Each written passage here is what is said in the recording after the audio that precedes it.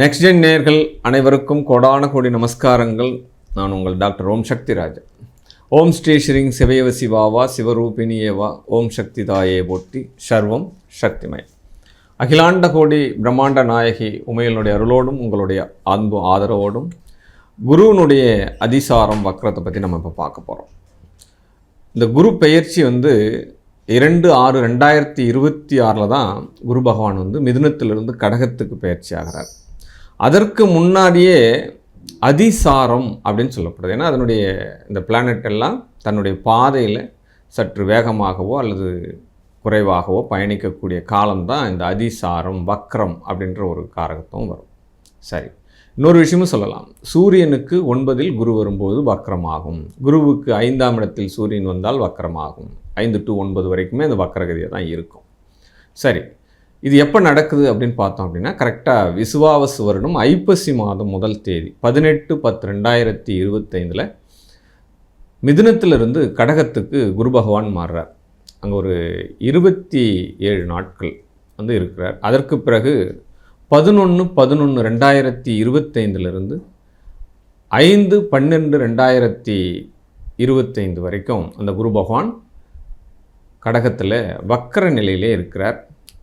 அது மட்டும் இல்லாத அந்த 5/12/2025 மறுபடியும் மிதுனத்துக்கே ரிவேர்ஸில் வரார். இப்படி கடகம் டு மிதுனம், மிதுனம் டு கடகம், இதுதான் அதிசாரம்.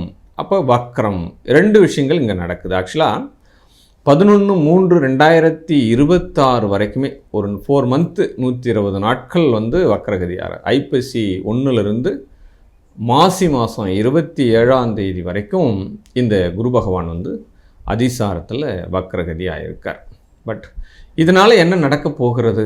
ஏன்னா பெயர்ச்சி என்பது பலன். என்ன வருட கிரகங்கள் குரு பகவான், குரு தான் ஒரு ஜாதகத்தில் பரிகார கிரகம். இப்படி அந்த பரிகார கிரகம் அதிசாரம் வக்ரம் பெறதுனால 12 ராசிகளுக்கும் எப்படிப்பட்ட பாவக பலன் நடக்கப் போகுது? இது நடுவில் என்ன மிராக்கள் நடக்கப் போகுது? நாம் வளர்கிறோமா அல்லது பாதுகாக்கப்படுகிறோமா அல்லது வீழ்ச்சி அடைகிறோமா? இந்த 3 விஷயத்தை தான் நம்ம இப்போ டச் பண்ண போகிறோம். வாங்க உள்ளுர பார்க்கலாம். விருச்சிக ராசி அன்பர்களுக்கு, இந்த விருச்சிக ராசியில் இருக்கிறவங்க ஏற்கனவே நான் சொல்லியிருக்கேன், நிறைய வீடியோஸ் பார்த்துருக்கலாம். நீங்கள் நிறைய அமானுஷத்தினுடைய தொடர்புகள் உங்களுக்கு கிடைக்கும். கண்டிப்பாக வாழ்க்கையில் இந்த மந்திரம், தந்திரம், எந்திரம், இது விருச்சிக ராசியாக இருக்கலாம், லக்னமாக இருக்கலாம். இவர்களுடைய தொடர்பு இல்லாமல் உங்கள் வாழ்க்கை பயணிக்காது. இல்லைன்னா உங்கள் குடும்ப நபர்களில் யாராவது ஒருத்தவங்க சாமியார் குறி சொல்கிறது, எந்திரம் எழுதுறது, அப்போ தகடு விற்கிறது, அப்போ மோதிரக்கல் விற்கிறது, இந்த மாதிரி விஷயங்கள் எல்லாமே நடக்கும். இது தொன்று தொட்டு வரும். விருச்சிக ராசிக்கு அதுக்கு சம்மந்தமே இருக்கும். இப்படிப்பட்ட இடத்துல இந்த காலகட்டம், இந்த குருனுடைய வக்கர பயிற்சியில் திடீர் அதிர்ஷ்டங்கள் உங்களை கூப்பிடுவாங்க. இந்த மாதிரி புதையல் இருக்குது, லாட்டரி இருக்குது, இது ஒரு முக்கியமான இடத்துலேருந்து பல கோடி வருது, இந்த மாதிரி விஷயங்களுடைய தொடர்புகள் எல்லாம் உங்களுக்கு கிடைக்கும். இதெல்லாம் அதிர்ஷ்டத்தை நம்பி போனீங்க அப்படின்னா அங்கே ஒன்றுமே இருக்காது. ஏமாந்து தான் போகணும், செலவுகள் தான் ஆகும். உங்களுடைய நம்புங்க, உங்கள் உழைப்பை நம்புங்க, உங்கள் மேலே இருக்கிற நம்பிக்கையை மட்டும் நம்பிக்கை வச்சு செயல்படுங்க. அதில் நீங்கள் சாதிப்பீங்க. ஏன்னா ஆற்றல் மிகுந்த ராசி, வில் பவர் கொண்ட ராசி. அப்போ பிரபஞ்சத்தினுடைய ரகசியத்தை ஈஸியாக தெரிந்து கொள்ளக்கூடிய ராசி. அமர்ந்த இடத்துல உட்காந்து ஒரு தியானம் பண்ணுறான் விருச்சிக ராசி, விருச்சிக லக்னம்னா எல்லா வித ரகசியங்களும் அவனுக்கு தெரிய வரும். கண்டிப்பாக அதில் ஒரு இன்ஸ்ட்ரக்ஷன் பவர், அவங்ககிட்ட வில் பவர் ஒன்று இருக்குது. அதை நீங்கள் உபயோகப்படுத்துங்க. நீங்கள் வாழ்க்கையிலே ஜெயிச்சிருவீங்க. உங்களுடைய அறிவுகளை நடக்கக்கூடிய பிரபஞ்சத்தில் நிகழ்வுகளே சரி பண்ணுங்கள். மக்களோடு மக்களாக இயக்கம் பண்ணுங்கள், அது சரியாயிடும். இந்த காலகட்டத்தில் உங்களுடைய பெயர் புகழ்கள் வெளியில் வருங்க. ஏற்கனவே நான் அரசியல் துறையில் இருக்கேன், ஒரு வாத்தியாராக இருக்கேன், அல்ல நிதி சார்ந்த நிறுவனத்தில், எந்த துறையில் வேணாலும் நீங்கள் இருங்க. உங்களுடைய பெயர் புகழ், உங்களுடைய அறிவுகள், உங்களுடைய வளர்ச்சிகள் யாராலையும் இப்போ தடுக்க முடியாது. இந்த 4 மந்தில் நீங்கள் யார் அப்படின்ற விஷயம் இந்த உலகுக்கே தெரியும், அல்லது நீங்கள் வேலை செய்கிற இடத்துக்கு தெரியும், அல்லது உங்கள் ஊருக்காவது தெரியும். அந்த மாதிரி ஒரு சாதனையை பண்ணுறதுக்கு உண்டான சூழல் உங்களுக்கு கிடைக்க போகுதுங்க. அதை கைவிட்றாதீங்க, சரிங்களா? அப்போ சகோதரனால் உயர்வு, சகோதர சகோதரிகளால் ஒரு மாற்றம், சொத்து பிரச்சனை, ஏற்கனவே ஒரு அடமானத்தில் இருக்குது சொத்து, நம்ம பேருக்கு வரவே மாட்டேங்குதுங்க, மீட்கவே முடியலைங்க, வட்டிக்கு மேலே வட்டி கட்டிகிட்டே வந்துட்டுருக்குங்க, என்னால் எந்த ஒரு காரியத்தையும் ஜெயிக்க முடியல, இப்படிலாம் நீங்கள் சொல்லிட்டு இருந்தால் கூட அந்த அடமானம் போன சொத்து கூட உங்களுடைய பெயருக்கு ரீஃபண்ட் மாறுறதுக்கு உண்டான வாய்ப்புகள் எல்லாமே இந்த குருவினுடைய வக்கரம் கொடுக்குறார். அதில் மாற்று கருத்தே கிடையாது. கண்டிப்பாக பாருங்கள், செக்கு கொடுத்துருப்பீங்க, செக்கால் வழக்கு இருக்கும், அப்போ போலி நகை கொடுத்து ஏமாற்றம் பண்ணியிருப்பீங்க, இந்த நிறைய அலிகேஷன்லாம் இருக்கும். இதெல்லாம் மீண்டு வந்துடுவீங்க. புதுசாக ஸ்மால் இண்டஸ்ட்ரி ஒன்று தொடங்குவீங்க. ஏற்கனவே இருக்கிற பிஸ்னஸ்லாம் போயிடுச்சுங்க, கையிலேருந்து போயிடுச்சு, நான் புதுசாக ஒரு காரியம் பண்ணுறேன், ஒரு டீ கடை வைக்கலான்னு நினைக்கிறேன், அல்லது ஒரு மெக்கானிக் ஷாப் வைக்கலான்னு நினைக்கிறேன், ஒரு சிம்பிளாக என்கிட்ட இருக்கிறத வச்சு என் திறமையை கொண்டு செயல்படுத்தலான்னு நினைக்கிறேன்.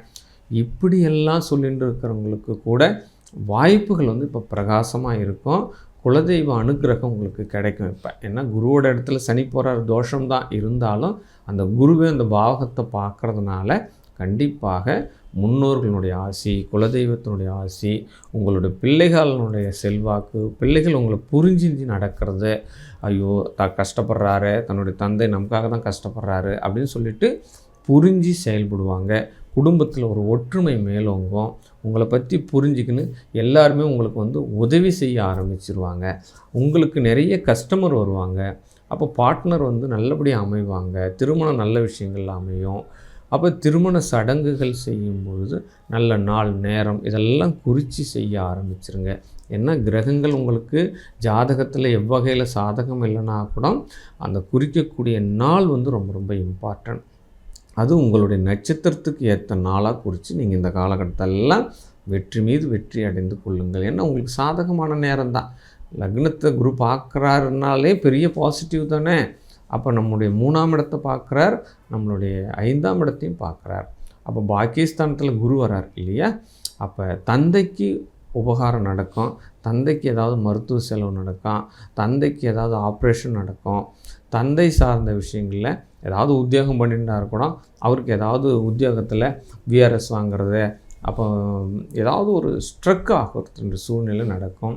இப்போ தினந்தோறுமே என்ன பண்ணுறீங்கன்னா அதிகாலையில் சூரிய நமஸ்காரம் பண்ணுங்கள், சூரியனுடைய வழிபாடு பண்ணுங்கள். சூரியனுடைய காரகத்துவத்தை எல்லாமே நீங்கள் இயக்க ஆரம்பிச்சிட்டிங்க அப்படின்னா இந்த குருவினுடைய வக்கரம் உங்களுக்கு இன்னும் பெரிய அளவில் ஏற்றம் தரும். வாழ்க வாழ்க வாழ்க வாழ்க.